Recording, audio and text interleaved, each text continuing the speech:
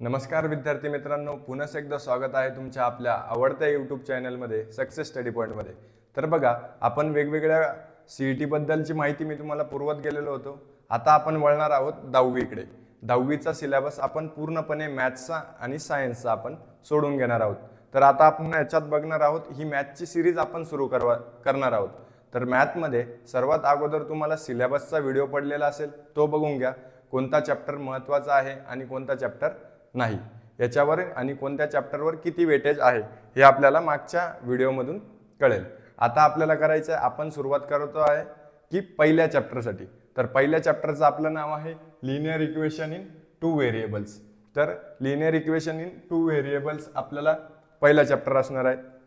तर त्याच्यात काय काय आहे हे आपल्याला आज जाणून घ्यायचं आहे आणि आपण प्रत्येक एक्सरसाइजचा प्रत्येक क्वेश्चन व्यवस्थितरित्या आपण सॉल्व करून घेणार आहोत। तर बघा, सर्वात अगोदर नीट लक्ष द्यायचं आहे, 10वीचा सिलेबस तुम्ही जास्त बर्डन घेऊ नका, एवढा मोठाही नाही, छोटासा सिलेबस आहे। छोटा सिलेबसच एकदम परफेक्टली आपल्याला करायचं आहे। तर तुम्ही माझ्यासोबत ह्याच सिरीजमध्ये लास्टपर्यंत जर आला तर आपण 2-3 महिन्यांच्या अगोदर तुमच्या एक्झाम्सच्या अगोदर लवकरात लवकर सिलेबस आपण काय करू, संपून टाकू आणि नंतर प्रॅक्टिस सेशन्स पण आपण घेणार आहोत। आणि ह्याच आपला प्रत्येक एक चॅप्टर संपल्यावर त्याच्यावर PYQ पण आपण सॉल्व करणार आहोत, MCQ पण आपण MCQ पद्धतीचे क्वेश्चन्स पण आपण सॉल्व करणार आहोत। भरपूर प्रॅक्टिस तुमची ह्या चॅनल मार्फत घेतल्या जाणार आहे। तुमचं एकच काम आहे की तुमचं जास्तीत जास्त लोकांपर्यंत हे पोहोचवा। भरपूर मुलांना ट्युशन्स वगैरे लावायची त्यांची फायनान्शियल कंडिशन नसते, त्यांच्याकडे पण हे व्हिडिओज पोहोचवत चला। त्याच्याने आपल्याला काय होईल की गरीब मुलांनाही मदत होईल आणि तुम्हालाही चांगलं सोयीस्कर शिकायला मिळेल। आणि तुम्ही रिपिटेटिव्हली पण किती का वेळेस समजलं नाही आपल्याला तर खूप वेळेस बघूही शकतात। तर तुमचा जास्त वेळ न घालवता आपण चॅप्टरकडे वळूयात। तर बघा, पहिला चॅप्टर आहे आपला linear equation in two variables. तुम्हाला माहित असेल की आपण याच्या अगोदर खूप सारे 1 व्हेरिएबल्सचे गणित शिकलोय आपण।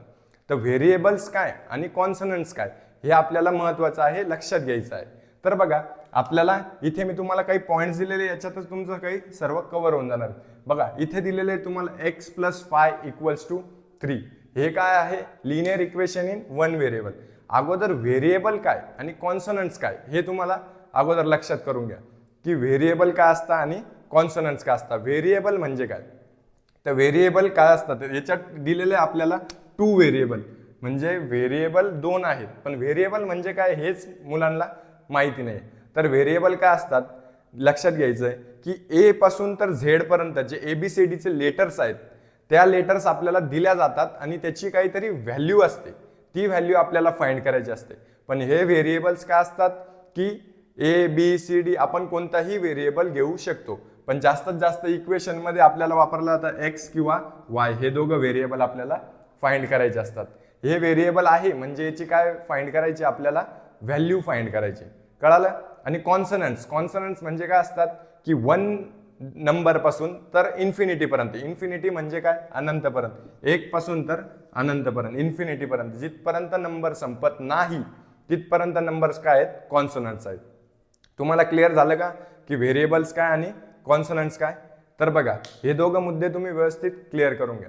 आता आपल्याला बघायचं आहे, आता बघा आपण शिकत आलेलो आहे काय पहिल्यापासून इक्वेशन इन 1 व्हेरिएबल।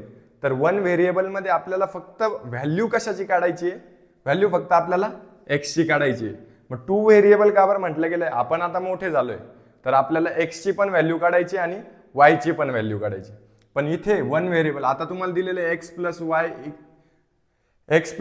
= 3, तुम्ही करशाल, तुम्ही करत होते तर x = 3 तसाच आणि 3 इकडचा +5 इकडे जाऊन काय होईल -5, मग x = 3 - 5 काय होईल 2। पण नेहमी लक्षात ठेवायचं, आपण कशाचा सिम्बॉल देतो, मोठ्या नंबरचा सिम्बॉल देत असतो, तर -2। तर x ची व्हॅल्यू काय काढली आपण -2। हे झालं इक्वेशन इन 1 व्हेरिएबल। आपल्याला काढायचं काय आता ह्या चॅप्टर मध्ये इक्वेशन इन 2 व्हेरिएबल। तुम्ही जर व्यवस्थितरित्या अभ्यास करत राहिले तर आपण सर्व एक्सरसाइज याच्यावरच टाकणार आहे, व्यवस्थित बघून घ्यायचं। बघा, आता याच्यात काय असतो, इक्वेशन इन 2 व्हेरिएबलचा जनरल फॉर्म दिलेला असतो। जनरल फॉर्म म्हणजे काय की आपण कोणत्या इक्वेशनला लिनियर इक्वेशन म्हणू शकतो हे आपल्याला कसं कळायचंय की बघा, ax + by + c = 0 हा त्याचा काय आहे जनरल फॉर्म आहे। त्याच्यात बघा आता आपल्या चॅप्टरचं नाव आहे टू व्हेरिएबल. तर ए आणि बी हे काय आहे? कॉन्सोनंट्स. काय आहेत?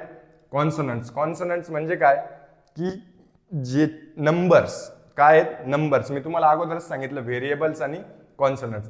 हे ए आणि बी काय नंबर्स आहेत. तर आणि एक्स आणि वाय काय आहेत? व्हेरिएबल आहेत. काय आहेत? व्हेरिएबल. आणि सी पण काय आहे? कॉन्सोनंट्स. म्हणजे याच्यात आपल्याला 3 नंबर्स येणार आहेत आणि एक काय येणार आहे? 2 काय येणार आहेत? व्हेरिएबल येणार आहेत. लक्षात ठेवायचं. आता इक्वेशन बघा 3x + 2y + 8 = 0. मग बघा हे 3x काय? हा कॉन्सोनंट, हा नंबर आहे, हा व्हेरिएबल, हा कॉन्सोनंट, हा व्हेरिएबल, हा कॉन्सोनंट. कळालं? अशा इक्वेशनला काय म्हणतात? Equation in two variable. हा जनरल फॉर्म लक्षात ठेवायचा आहे. कधी कधी तुम्हाला परीक्षेतही जनरल फॉर्म विचारला जाऊ शकतो. आता पुढे बघायचंय how to identify linear equation. आता हे लिनियर इक्वेशन आहे की नाही हे कसं ओळखायचं? तुम्हाला बघा खालीच एक बॉक्स दिलेला असेल 1 नंबरच्याच पेजवर, त्याच्यात तुम्हाला दिलेलं आहे की लिनियर इक्वेशन आहे की नाही हे ओळखा. तर ते कसं ओळखायचं? याचे 3च पॉइंट्स मी तुम्हाला सांगतो कसं ओळखायचंय. तर बघा त्याच्यामध्ये सर्वात अगोदर तुम्हाला बघायचं आहे की ते इक्वेशन दिलंय त्याच्यात 2 व्हेरिएबल फाइंड आउट करायला दिले आहे की नाही. 2 व्हेरिएबल दिले असेल तर मग ते काय आहेत? लगेच ठरवायचं नाही का ते 2 व्हेरिएबल बघायचं आणि लगेच ते अरे हा एक्स आणि वाय ची व्हॅल्यू काढायला दिलेली आहे मग चला हे लिनियर इक्वेशन आहे, असं नसतं. त्याच्यात बघायचं असतं 2 व्हेरिएबल आहे का? हो. तर एक्स आणि वाय जर आहे तर हे काय? आता बघा याच्यात एक्स आणि वाय दिलेला आहे तर मग हे काय? 2 व्हेरिएबल आहे. पहिला मुद्दा आपला पूर्ण झाला. दुसरा काय? जनरल फॉर्म चेक करायचा. ax + by + c = 0. हे आहे का? बघा ax + by + c = 0 हे पण आहे. बरोबर. आता बघा डिग्री काय पाहिजे आपल्याला? 1. काय पाहिजे आपल्याला? डिग्री 1. तर इथं दिलेलं आहे बघा मी तुम्हाला कॉन्स्टंट नंबरची डिग्री आणि व्हेरिएबलची डिग्री. जर कॉन्स्टंट नंबर असला आता 8 आहे तर 8 ची डिग्री काय असेल? 0. काय असेल? 0. आणि व्हेरिएबल आहे, व्हेरिएबल समजा x दिलंय, x ची डिग्री काय असेल? 1. हे लक्षात ठेवायचं आहे की व्हेरिएबल्सची डिग्री नेहमी काय असते? 1 आणि कॉन्स्टंट नंबरची डिग्री काय असते? 0. हे लक्षात ठेवायचं. आणि याच्यात आपल्याला काय पाहिजे? हायेस्ट पॉवर डिग्री 1 पाहिजे. सर्वात मोठी पॉवर काय पाहिजे आपल्याला? 1 असली पाहिजे.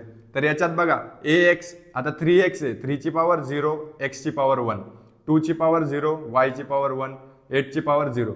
मग हायेस्ट पॉवर काय? 1. आता जनरल फॉर्म मध्ये पण हे बसतंय आणि व्हेरिएबल पण x आणि y. तर हे काय झालं आपलं? Linear equation in two variables याला आपण म्हणू शकतो. इथपर्यंत सर्वांना व्यवस्थित क्लिअर झालं असेल तर मला खाली यस कमेंट टाका आणि जर नाही झालं असेल तर मला कमेंट बॉक्समध्ये नो कमेंट टाका. तुमचाही रिस्पॉन्स माझ्यासाठी खूप महत्त्वाचा आहे. मला कळवत चला काय आपल्याला अजून करायची गरज आहे. तर बघा आता पुढे बघणार आहेत आपण. आता लिनियर इक्वेशन मध्ये आपल्याला 2 व्हेरिएबल्स फाइंड करायचे बरोबर. तर त्याच्यासाठी आपल्याला 3 मेथड दिलेल्या आहेत. तर त्या मेथड पण मी इथं लिहिलेला आहे. सायमल्टेनियस लिनियर इक्वेशन मेथड तुमची पहिली आहे. मग नंतर तुम्हाला ग्राफिकल मेथड आहे आणि डिटर्मिनंट मेथड आहे. तर तिघी मी तुम्हाला समजून सांगतो. पहिलं सायमल्टेनियस इक्वेशन मेथड आहे. त्याच्यात आपल्याला काय करायचं आहे की 2 व्हेरिएबल इक्वल करायचे. म्हणजे x 2 इक्वेशन आपल्याला दिलेले असतील. मग त्याला काय करायचं? 2 व्हेरिएबल दिलेले आपल्याला बरोबर. एक तर x ची व्हॅल्यू इक्वल करायची नाही तर y ची व्हॅल्यू आपल्याला इक्वल करायची. त्याच्यातही कुठे अडकतात मुलं हेही मी तुम्हाला पुढच्या एक्सरसाइज मध्ये समजावताना सांगेल की कुठे कुठे अडकू शकतात. तर बघा x ची व्हॅल्यू नाही तर y ची व्हॅल्यू आपल्याला इक्वल करून ते इक्वेशन्स सोडवावे लागतात. ते कसे इक्वल करायचे हे आपण पुढे सांगू. ग्राफिकल मेथड मध्ये तुम्हाला ग्राफवर तुम्हाला 2 लाईन्स काढावं लागतात आणि त्या 2 लाईन जिथे इंटरसेक्ट होतात त्या पॉईंटची व्हॅल्यू x आणि y ची व्हॅल्यू असते. आणि डिटर्मिनंट मेथड मध्ये तुम्हाला फॉर्म्युला वाईज काढावं लागतं. अगोदर d ची व्हॅल्यू काढावं लागेल, मग नंतर dx, मग dy, मग नंतर तुम्हाला काय काढावं लागेल? dx/d = x, dy/d = y. अशा पद्धतीने फॉर्म्युल्याने काढावं लागेल. त्यालाच क्रेमर्स रूल असंही आपण म्हणतो. बघा सर्व काही तुम्हाला या चॅप्टरमध्ये व्यवस्थितरित्या मी सांगितलं आहे. तुम्हाला व्यवस्थित हा चॅप्टर समजला असेल तर मला कमेंट बॉक्समध्ये तुमचा रिस्पॉन्स देत चला. आणि या चॅप्टरमध्ये सर्व काही एवढं दिलेलं आहे. तुम्ही व्यवस्थितरित्या अभ्यास करत राहा. पुढेही आम्ही तुमच्या सोबत राहू. आणि तुम्ही काय करा लवकरात लवकर बघा 917227 8378. ह्या नंबरवर तुमचं नाव आणि व्हॉट्सअपला मला टेक्स्ट करा. म्हणजे काय करता येईल, तुम्हाला आमच्या ग्रुपमध्ये आम्हाला जॉईन करून घेता येईल. जेही व्हिडिओज आले ते तुम्हाला प्रोव्हाइड करता येईल आणि जेही 10वीच्या बद्दल इम्पॉर्टंट क्वेश्चन्स असतील ते सिरीज चालवता येईल. याच्यावर तुम्हाला त्या ग्रुपमध्ये ॲड करून घेता येईल आणि तुमचं 10वीचे पुरेपूर तुम्हाला जे 90+ घेण्याचं स्वप्न आहे ते आपण पूर्ण करूयात. जर व्हिडिओ आवडला असेल तर नक्की लाईक करा, जास्तीत जास्त शेअर करण्याचा प्रयत्न करा. तुम्हाला माहीत असतात काही विद्यार्थी क्लासेस प्रोव्हाइड करू शकत नाही, अफोर्ड करू शकत नाही, जास्त दूर येऊ शकत नाही, काही फायनान्शियल प्रॉब्लेममुळे करू शकत नाही. त्यांनाही आपले लेक्चर्स तुम्ही प्रोव्हाइड करा.